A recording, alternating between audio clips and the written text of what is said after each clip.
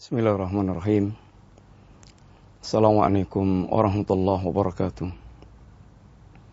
Innal hamdalillah wassalatu wassalamu ala Rasulillah wa ala alihi wa ashabihi wa mawalah wa la haula wa la quwata illa billah ma ba'd.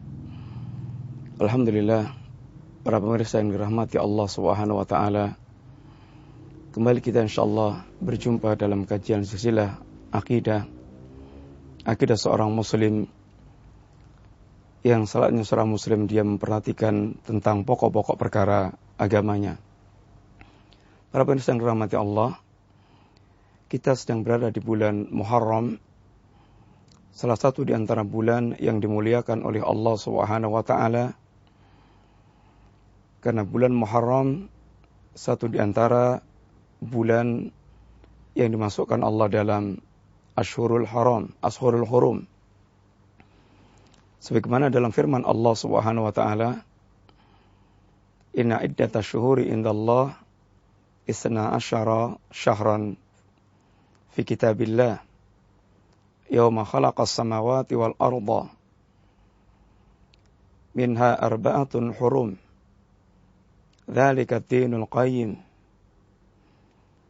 Sesungguhnya hitungan bulan di sisi Allah Subhanahu wa taala ada 12 bulan.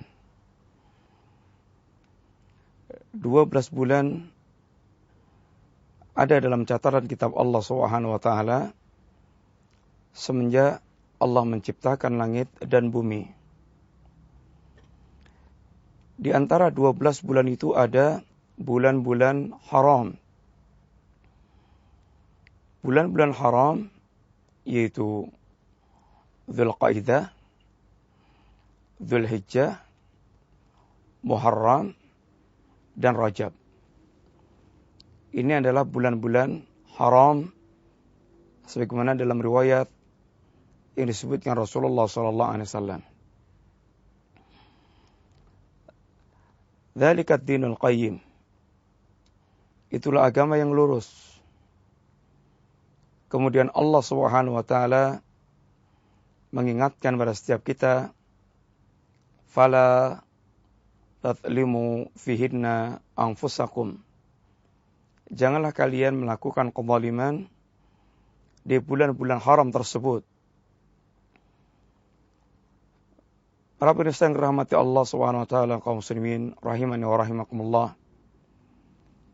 Ayat tersebut di antara ayat Allah yang menjelaskan tentang satu di antara keutamaan bulan Muharram, yang dia termasuk dalam jajaran Ashhurul Hurum, bulan yang diharamkan oleh Allah. Ini bulan yang mendapatkan keutamaan dan kemuliaan secara khusus dari Allah Subhanahu wa taala, yang oleh orang-orang jahiliyah keberadaan bulan-bulan haram ini telah dikenal. Di antaranya mereka dalam mengagungkan bulan-bulan haram dengan tidak melakukan peperangan dan penumpahan darah di bulan-bulan tersebut. Hingga diriwayatkan seandainya ada seorang yang bertemu dengan orang yang dulu dia membunuh ayahnya, maka dia tidak akan balas penumpahan darah itu apabila dia bertemu di bulan-bulan haram. Ini menunjukkan di antara pengagungan mereka terhadap keberadaan bulan-bulan haram. Yang di antara pemulihan Allah terhadap bulan-bulan haram ini, sebagaimana Allah melarang kepada kita semuanya dengan ungkapan Allah, "Fala tathlimu fihinna anfusakum." Janganlah kalian melakukan kezaliman, janganlah kalian menzalimi diri-diri kalian di bulan-bulan tersebut. Tentu para pemirsa yang dirahmati Allah, kezaliman yang dimaksudkan kezaliman secara umum, semua jenis kezaliman. Dan tentunya kita mengetahui insyaallah bahwa kezaliman ini diharamkan oleh Allah di seluruh waktu, baik di bulan-bulan haram atau di luar bulan-bulan haram. Akan tapi disebutkannya atau dilarangnya Allah melarang kita melakukan kezaliman di bulan-bulan haram, menunjukkan penekanan yang lebih besar. Agar kita betul-betul berusaha sekuat tenaga menjauhkan dari melakukan perbuatan kezaliman di bulan-bulan tersebut. Karena sungguhnya Allah SWT telah menegaskan dalam hadis qudsinya bahwa Allah mengharamkan kezaliman terjadi pada dirinya, dan Allah mengharamkan kezaliman terjadi di antara kita, sehingga kezaliman haram di seluruh waktu, dan lebih haram lagi atau lebih keras lagi penekanan haramnya, kezaliman dilakukan di bulan-bulan haram. Ya ibadi inni haramtu zulman ala nafsi wa ja'altuhu muharraman bainakum fala tadzalamu. Wahai para hamba, sesungguhnya aku mengharamkan kezaliman atas diriku, demikian juga aku haramkan kezaliman menimpa atas kalian, maka janganlah kalian saling melakukan kezaliman di antara kalian. Para pemirsa yang rahmati Allah Subhanahu wa taala, para ulama kita menerangkan bahwa kezaliman secara umum ada 3 macam.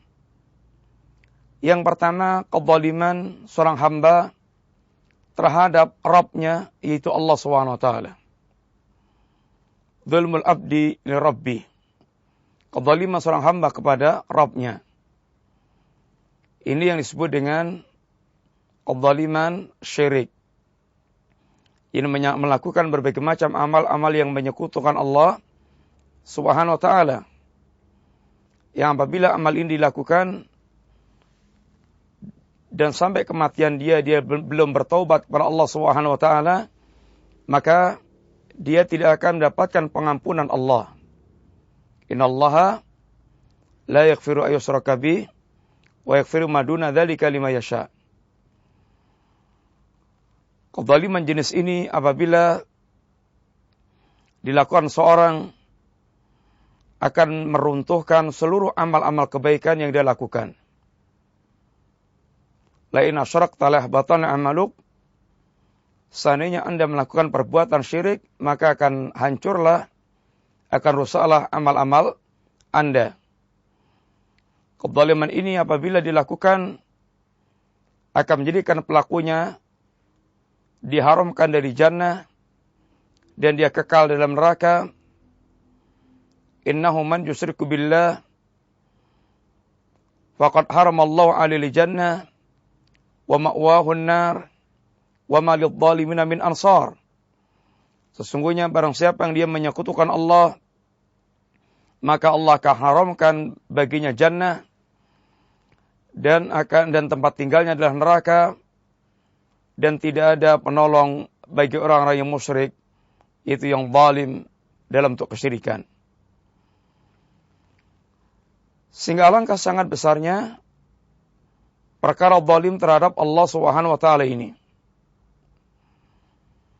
Adapun yang kedua,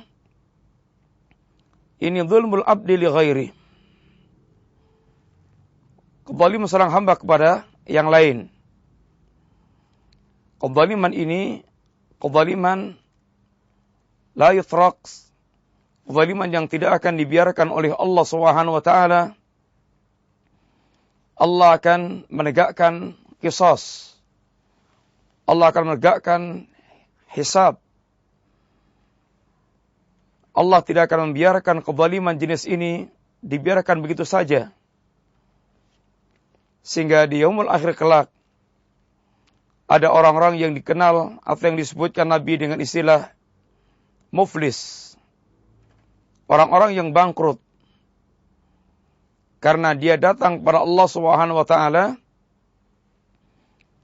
membawa pahala-pahala yang cukup besar, berbagai macam pahala dari amal-amal yang beragam, Akan tapi dia datang kepada Allah pula dengan membawa berbagai macam dosa kezaliman. Apakah itu dosa caci maki kepada orang, dosa memukul orang, dosa menumpahkan darah, ini membunuh, dosa menuduh sana sini, yang kemudian dia akan membayar setiap kezaliman tersebut dengan kebaikan-kebaikan yang dia miliki, sampai ketika kebaikan dia habis, pahala kebaikan dia habis untuk membayar orang-orang dia zalimi, maka keburukan orang dia zalimi akan ditambahkan kepadanya. Ini yang Nabi pernah tanyakan kepada para sahabat dengan istilah Atadaruna manil muflis. Wahai para sahabatku, tahukah kalian apa itu muflis? Ini orang yang bangkrut. Tentu para sahabat mendefinisikan muflis seperti apa yang menjadi kebiasaan yang ada dalam kehidupan yang mereka lihat. Al-muflisu fina ya Rasulullah man la dirhamalah wala mata'. Adapun orang muflis di kalangan kami ya Rasulullah, ini orang yang dia tidak memiliki dirham, tidak memiliki uang, demikian pula tidak lagi memiliki perabot-perabot kehidupan sehingga dia telah bangkrut, telah ludes, telah lenyap kehidupan mereka. Akan tapi Nabi kemudian menjelaskan hakikat orang muflis yang sebenarnya. Al-muflisu fina, adapun orang muflis di kalangan kita, dari kalangan ummati, al-muflisu min ummati, adapun orang yang muflis di kalangan umatku, man ya'ti yaumal qiyamah bi salatin wa siyamin wa sadaqatin, orang yang mereka datang kepada Allah dengan membawa pahala salat, pahala puasa, pahala sedekah. Akan tapi pula selain dia membawa pahala-pahala amal-amal tersebut, wa ya'ti wa syatama hadza, dan dia datang pun dengan membawa dosa caci maki, wa dharaba hadza, dosa memukul sana sini, memukul orang,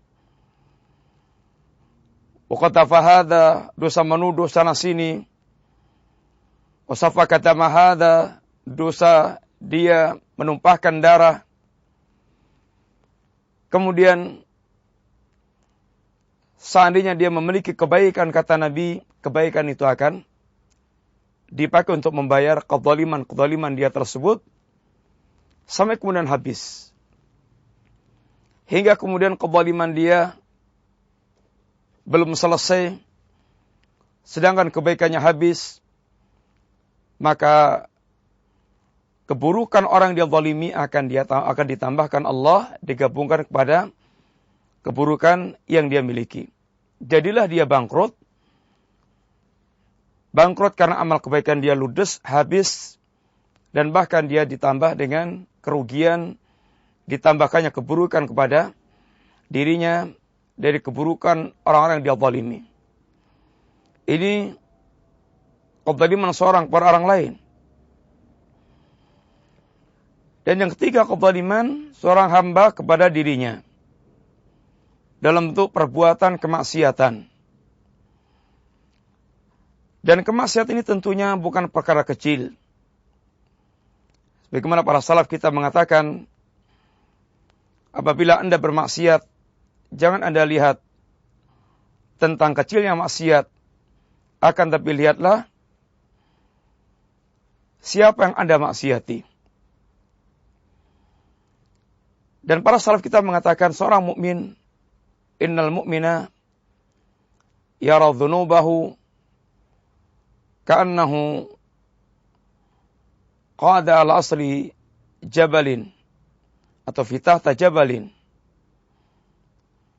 Seorang mukmin dia melihat dosanya itu seakan-akan dia duduk di bawah gunung, yakhafu ayyaqa'a alaih. Dia sangat khawatir seandainya gunung itu akan menimpuk dia, membinasakan dirinya. Dia akan keruntuhan gunung tersebut.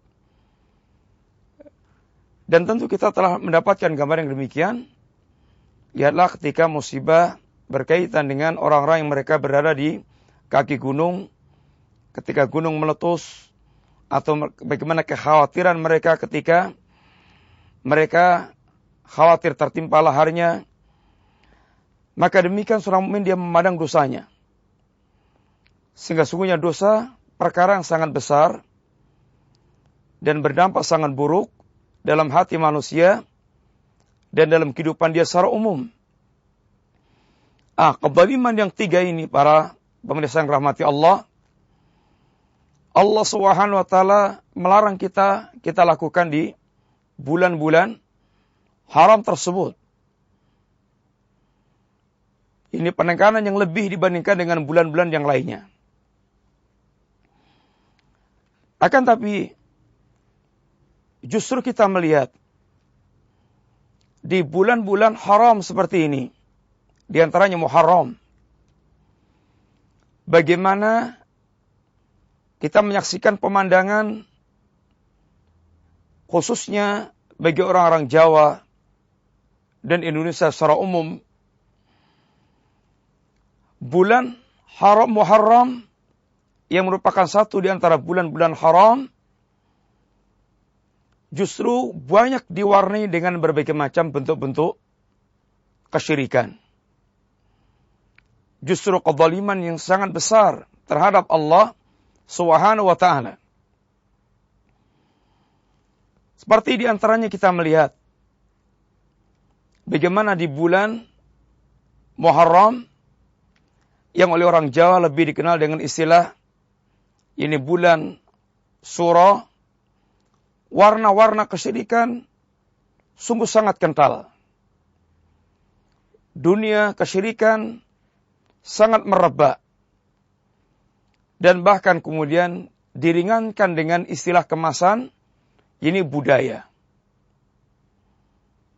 Ada beberapa catatan yang berkaitan dengan berbagai macam aktivitas kesyirikan yang banyak dilakukan di bulan Muharram yang layak menjadi perhatian kita, karena sungguhnya bulan ini seharusnya setiap muslim dan seorang mukmin dia berusaha untuk membersihkan sebersih-bersihnya tauhidnya dari berbagai macam bentuk kesyirikan.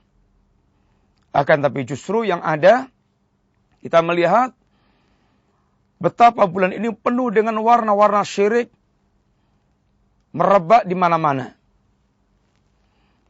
Satu contoh di antaranya, yang pertama, bagaimana kita melihat masyarakat kita tenggelam dalam aktivitas tabarruk yang syirik. Ini mengalap berkah atau mencari berkah. Agama kita mengenal istilah tabaruk ada. Ini ngalap berkah ada. Ini mencari barokah tentu dengan amal-amal yang diterangkan atau yang disyariatkan oleh Allah Subhanahu wa taala. Seperti di antaranya Al-Qur'an kitabun mubarakun. Quran kitab yang barakah. Seorang muslim dia akan mengalap berkah di antaranya dengan Al-Quran, dengan cara dia membaca huruf per hurufnya, dia melakukan tadabbur terhadap Al-Quranul Karim, bagaimana dia mengamalkan isi kandungan Al-Quran. Ini adalah ngalap berkah dengan Al-Quranul Karim. Masjid, sebaik-baik tempat yang banyak barakahnya, lebih-lebih Masjidil Haram dan Masjid Nabawi yang salat di sana lebih baik dari 1000 kali lipat salat di masjid yang lainnya. Ini Masjidil Haram. Sehingga bagaimana dia seorang muslim dia ngalap berkah, mencari berkah di Masjidil Haram dengan memperbanyak salat, memperbanyak tawaf dan semisalnya. Akan tapi ngalap berkah yang dilakukan oleh masyarakat kita, ngalap berkah yang merupakan bentuk kesyirikan. Malam Suro kita melihat pemandangan bagaimana masyarakat Solo dan sekitarnya, mereka ngalap berkah dengan mengiring Kiai Slamet, dan bahkan keyakinan barokahnya itu sampai, minta maaf, teletongnya Kiai Slamet, kotorannya Kiai Slamet, jadikan sebagai rebutan dalam rangka mereka untuk ngalap berkah dengan Kiai Slamet tersebut. Tentu yang demikian merupakan ngalap berkah yang syirik, yang dia meletakkan kemanfaatan dan kemudaratan kepada selain Allah dan dalam perkara yang tidak pernah diizinkan oleh Allah Subhanahu wa taala. Demikian pula bagaimana mereka ngalap berkah dengan air bekas cucian pusaka atau air bekas jamasan pusaka. Bagaimana mereka memperebutkan air bekas cucian tersebut, kemudian mereka usap-usapkan di wajahnya, di tubuhnya, dengan keyakinan mereka mendapatkan barokahnya air bekas jamasan pusaka tersebut. Demikian pula kebiasaan sebagian masyarakat Jogja, mereka mengadakan ritual jalan mubeng, beteng, dengan cara membisu, sehingga ini merupakan ritual yang diada-adakan dengan ada keyakinan khusus di balik ritual yang mereka lakukan ini. Ngalap berkah dengan bekas air, cucian, kereta, pusaka. Ini diantara contoh amalia sebagian kaum muslimin dan masyarakat kita di malam Muharram atau malam Syuro, ngalap berkah yang mengandung unsur kesyirikan. Demikian pula di antara amalan syirkiyat, amalan syirik di bulan ini di antaranya ini tatayur.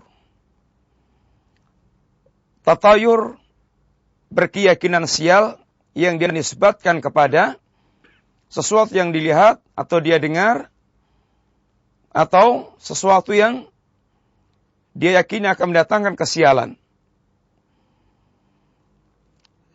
Yang Nabi kita mengatakan at-tiyaratu syirkun, at-tiyaratu syirkun, at-tiyaratu syirkun, tiarah syirik, dan tiarah syirik.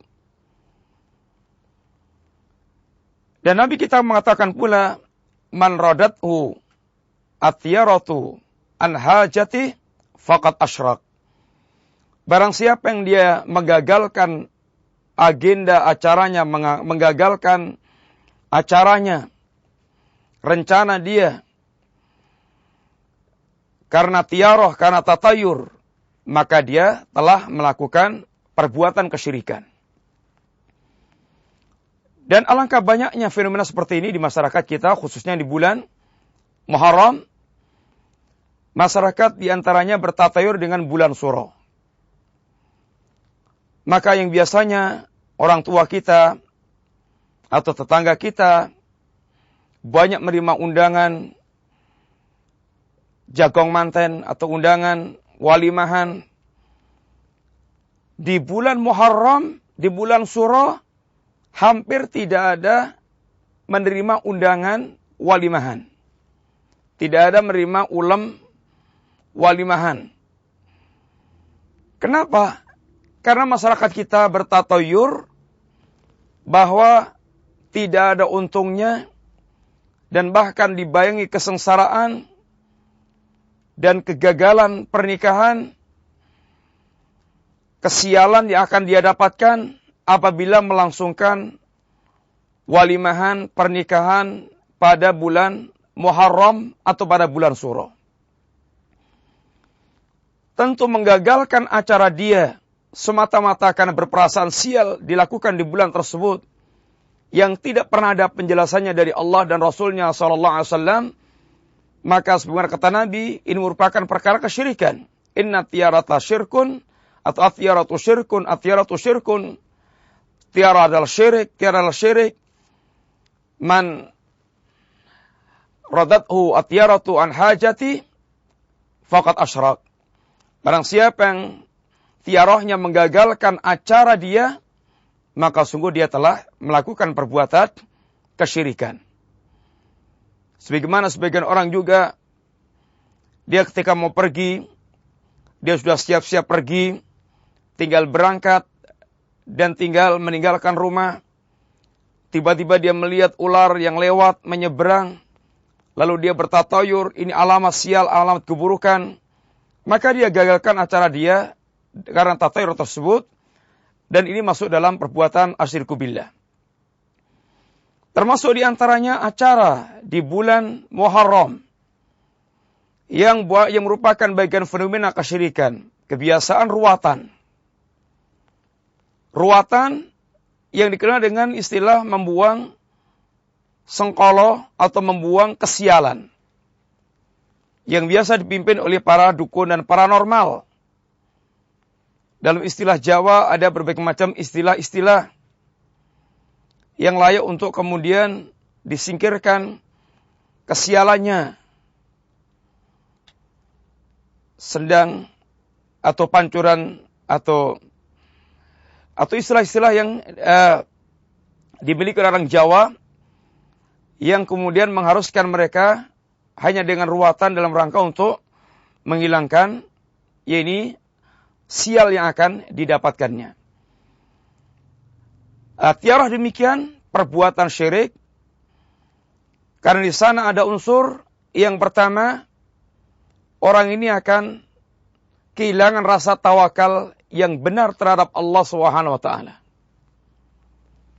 Orang yang dia bertatayur, dia telah rusak tawakalnya kepada Allah Subhanahu wa taala, dan dia telah meletakkan keyakinan bahwasanya ada selain Allah yang bisa menimpakan madarat dan mendatangkan manfaat. Maka keyakinan demikian tentunya keyakinan kesyirikan. Ataupun juga orang yang mereka melakukan tatayur, seandainya dia melangsungkan perbuatan tersebut, pasti akan disertai dengan perasaan was-was. Akan disertai dengan perasaan was-was, rasa takut, atau kekhawatiran. Seandainya, jangan-jangan, sehingga dia tidak ada ketenangan ketika melangsungkan perbuatannya itu. Para pemirsa yang dirahmati Allah SWT,